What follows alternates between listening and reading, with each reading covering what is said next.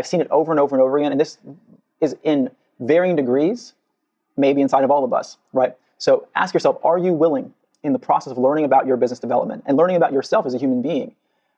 Are you willing to hear things that are uncomfortable? Are you willing to ask for feedback from people? Are you willing to ask for strategies from people who know more and have experienced more, even if what they tell you isn't what you wanted to hear? Now, I acknowledge it's not always easy, because if you have a plan and you've got a commitment, you've got a vision, I'm going to quit my job, I'm going to start this business for X amount, I'm going to do it from my home, I'm going to buy this juicer, and all those things maybe don't align, they maybe don't make sense economically or strategically.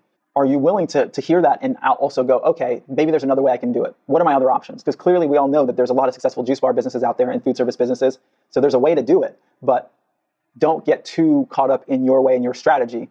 Be open. And it's not to say that everybody's always right when they give you advice, but the question is, are you open to it? Or is it a blind spot? And are you not able to hear things that don't suit your pre-existing desires and hypothesis? So that's the message for today. I feel we all need excitement, right? We need to be inspired to start our businesses, but we also need a sober reality, because the world of business can be unforgiving, right? People love your passion, but they don't care about your passion, right? They also want a product that's great. Your staff loves your passion, but they can't get paid off your passion.